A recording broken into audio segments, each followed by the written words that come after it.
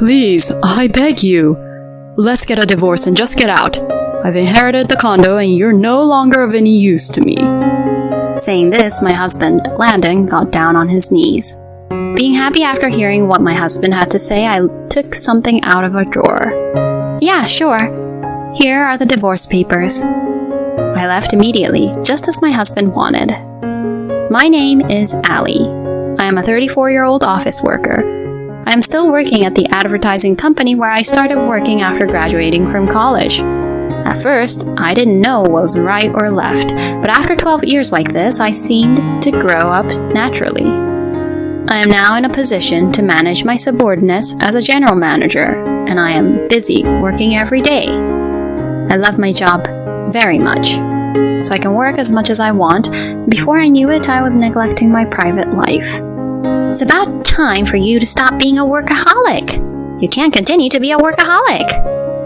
A good friend of mine, Amy, said to me, "It's career women like you, Allie, who are declining birth rates in this country, you know." I thought it was fine to be single for the rest of my life. But when my friend who had 5 children said that to me, I began to seriously think about partners and marriage. Hey, do you want me to get married after all, Mom? Huh? What's the matter? Do you have a fever or something? What? No, I don't. I explained to my mother what Amy had told me and said I wanted to know what my parents thought. My mother laughed and said, "I wasn't expecting much from you," and then added, "But the thought of you as a bride and the child you will give birth to makes me excited." I knew it. Of course, it's about my beautiful daughter. Anything would make me happy. Well, but my son is already married and they just had a baby, so it's fine, you know. Ah, that's true. I have a younger brother, 4 years younger than me, who has already been married for 3 years and has 1 child. He and his wife work together, so their income is very stable and they have a happy family. Looking at my brother's family, I certainly think marriage is a good idea. But I have completely forgotten how to meet people. I don't even remember how to fall in love because I haven't been in love for a long time. Being like that, I thought, I can't be like this. Then a colleague of mine heard about my situation and decided to hold a matchmaking party. You and I are the only ones left, so let's just do our best in our own timing. My colleague said that to me. I guess she meant, don't be picky with men. But she's right. I have worked hard at my job, but not at all as a woman. So I decided not to be too aggressive here, but to keep an eye on things and try to talk to various people. At the party, as expected, my colleagues and I were the eldest people from the group. The men were all in their late 20s, about 5 or 6 years younger than us. But they were all calm and easy to talk to, and I simply enjoyed the party. We switched seats and I talked with the man next to me about a number of things. That man was Landon, who later became my husband. Landon was very friendly and cheerful, but not childish or younger than me. Moreover, he and I shared the same taste in music and we had a lot of fun talking. Then we exchanged contact information and we started meeting together. There was just a live concert of an artist we both liked in common, so we went to see it together. Then we went for a drive, had tea at a cafe, and went out for drinks. And we grew closer and closer, and we ended up going out. I thought I had forgotten how to fall in love, but that didn't matter when I fell in love. We just enjoyed our time together so much. And then we started dating, and a year passed in a blink of an eye. I don't think a year has ever felt so fast. Then one day, he invited me to dinner at a fancy restaurant with a beautiful night view. I found myself having a little expectation, and as I had the meal with him, I was thinking, no way, to myself, wondering if it was possible. The meals were very good, but I was more nervous about what was going to happen next. Then he pulled a ring out of his suit pocket and proposed to me. Allie, marry me. Let's build a nice, warm family together from now on. Yes. Thus, we got married. When I reported to my friends that I had decided to get married, they cried and were happy. "I'm so happy that you finally found happiness, Allie." "Thank you. Please come to the wedding too." "Of course, I'll be there." When I reported that to my parents, they were both very happy as well. I knew that both my father and mother were looking forward to my marriage. Then, after meeting both of our families, he and I had our wedding ceremony. My friends and colleagues all congratulated us, and I was beyond happy. Then, my married life with Landon started. Allie, welcome back. I'm home. Dinner is ready. Today is curry. Wow, looks delicious. I'm going to go get changed. My husband always cooks for me because he finishes work earlier than I do. To be honest, I'm not a very good cook, so I really appreciate it. Besides, his meals taste so good. He says it's not his own skill because he follows the recipe, but I still think it's great that he can follow the recipe exactly, and it tastes really good. So I think he's a very good cook. Thanks to my husband's cooking, I can work overtime without any worries. And when I come home tired, a delicious and nutritious meal helps my body recover from all the tiredness. I felt very happy that I was able to get a really good husband. I had no doubt in my mind that I would continue to enjoy my days with my husband, eventually have children, and build a warm family. However, about a year into our honeymoon, there was something that worried me. It was that my husband always carried his phone with him wherever he went. Surely there are men like that, but my husband used to leave it on the table when we were first married, or go to the bathroom or bath with it where I could see it. I felt a little uncomfortable because he suddenly started carrying it wherever he went, as if he had completely changed. Since this was happening so often, I decided to take the plunge and ask my husband about it. "You've been clutching your phone all the time lately, but you didn't used to do that, did you?" What? My husband was upset to hear me say that.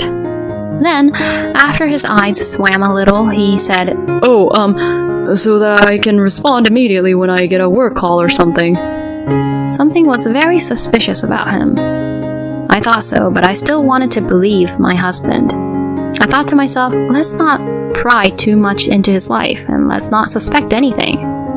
So I decided not to say anything else for the time being. However, the more I tried to believe him, the more suspicious things became more and more obvious.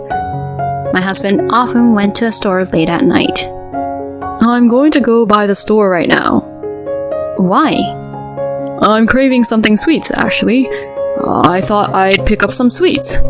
I'll get one for you too, Allie. Thanks. At first, I thought he simply wanted something sweet. But even for that, he often goes to the store frequently. And since it takes only 5 minutes to get to the store, which is really close by, even if he gets a little lost in the store, he should be able to return home in about 15 to 20 minutes. But when my husband went to the store, he always didn't return for about 40 to 50 minutes. And if he wanted something so sweet all the time, I once bought him something sweet at a pastry store on my way home from work. But my husband did not look very happy, and with a wry smile on his face, he said, "Thank you." It was then that I realized that my husband was not there at the store to get sweets. So what on earth was he doing there? I was very curious, but I did not know how to ask him. And furthermore, my husband started going out drinking a lot on weekends. He used to come home on time and cook dinner for the two of us, but recently he had been out drinking with people from work and didn't come home until late at night or until dawn. If he was really busy with work and had to drink as part of his job, I would try to be understanding, but that is not the way I see my husband. Rather, he always seems to be looking forward to the drinks, which really had nothing to do with work. In this way, the number of points that seemed suspicious kept increasing, and I was concerned. Could my husband be having an affair? I couldn't help but keep these thoughts in my mind. I wanted to believe that it was not true. At that time, I was still in love with my husband, but he was still acting suspiciously. He kept his phone close to him, went to the store every night, and went out drinking on the weekends.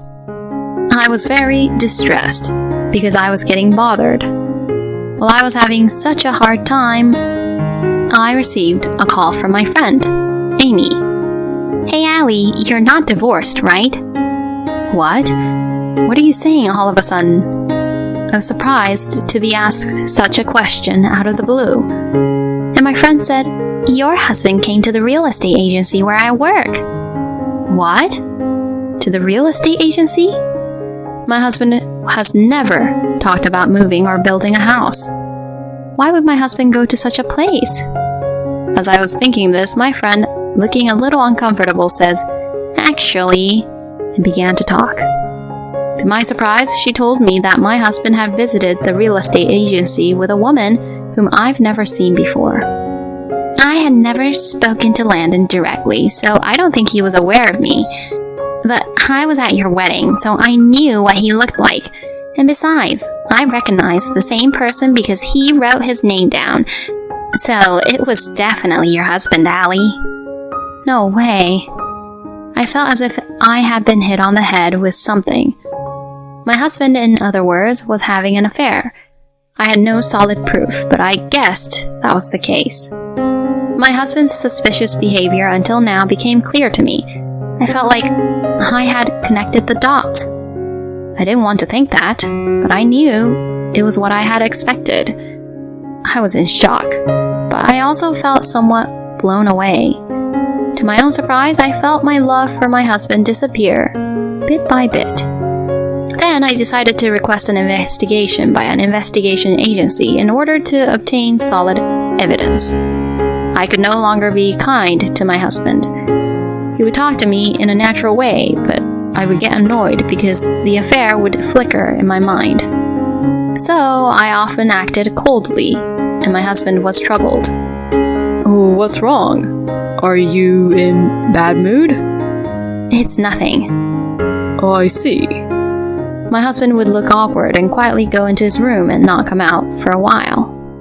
Then my husband says that from this month, he has been going on more and more business trips, and he is away from home for 2 or 3 days every week. But I know the truth. I know that my husband only goes to his lover's house. I found this out from the results of the investigation from the agency that I received later on. Around the time I received the results of the investigation, I was ready for things to be done, so I started preparing for divorce. But then something unexpected happened. My father-in-law passed away. My parents-in-law had treated me very well, and I wanted to attend his funeral. If I divorce first, I will not be able to go to the funeral. So I decided not to file for divorce at once and wait until after the funeral. After attending the funeral and seeing my father-in-law off well, I finally decided to say goodbye to my husband. But my husband said goodbye to me before I did. "Allie, I know this is selfish, but I want a divorce." "What?"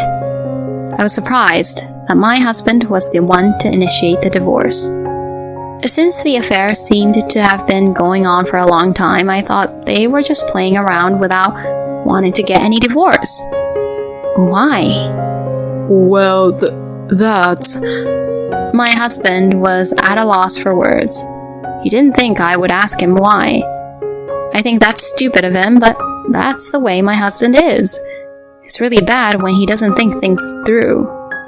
Well, I guess that's why he is having an affair. My husband couldn't think of a suitable reason, so he said something like this.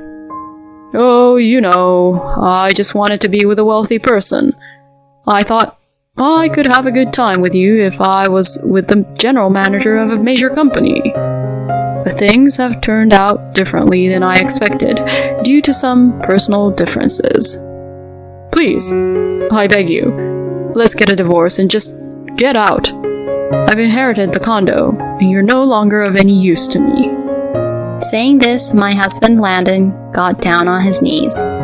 Apparently, when my father-in-law passed away, he inherited the apartment that belonged to him. So he told me that I was no longer of any use to him. I guess he is a selfish person to no end. But thank God he cut me out of his life because I was originally going to divorce him. Being happy with what I heard, I pulled something out of the drawer. Okay, sure. Here are the divorce papers. What? My husband didn't seem to think I had filled out divorce papers. Hey, why do you have this? Because I wanted to divorce you too. I told him so. My husband was a little surprised, but laughed and said, Oh, I see. Well, I guess we were thinking the same, huh? Then he signed the divorce papers. This condo will be mine, so, well, I hope you have a good life. That's what my husband would say to me. I left immediately, just as my husband wanted. But that wasn't the end of my revenge. I had already rented a new room, so I could move right out. Then I sent a content certified letter to his office. Soon after that, I received a phone call from my husband. Why would you send that to my office? Because I need to have you judged for your wrongdoings. Don't you think so? I know you were having an affair. I will make sure you pay me alimony. No way! Landon had no idea that I knew that he was having an affair. He seemed a little awkward, but soon returned to a triumphant mood. Well, but I inherited a condo, so I can pay alimony. Oh, what a relief then. You and your mistress's alimony together would be about $60,000. $60,000? Well, we can get by if we sell the condo. My husband says so, but he was quite upset. But I told him a fact. I'm sorry, but I don't think you'll ever be able to sell that condo. Huh? Why not? First of all, that condo is like 20 years old. It's not going to sell in the first place when it's used for some time like that. And next year, a much taller condo will be built next to your condo, so the view of the scenery from your condo won't be as good. And with that, the value would go down in no time. No way. My husband apparently didn't think about that. Oh, and you have to pay inheritance tax too, so be careful. He didn't seem to have heard me and didn't respond. I decided I had enough and hung up the phone.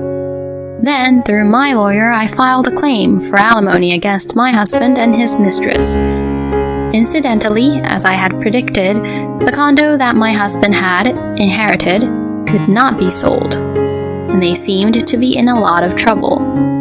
They had no choice but to start living in the condo. But the condo is old-fashioned, and the high floors make it inconvenient and difficult to live in, and the high maintenance costs make life difficult living there. But even if they wanted to let it go, they could only sell it at a low price, so they are unable to take the plunge. When I heard this story from a mutual friend, I thought to myself, suck it up. Meanwhile, I am living comfortably by myself in a newly rented apartment. Since I don't need to be in love for a while, I'm going to continue to devote myself to my work and try to be filial in other ways, such as giving my parents trips as gifts. Thank you for watching to the end. Please subscribe to our channel. See you in the next video.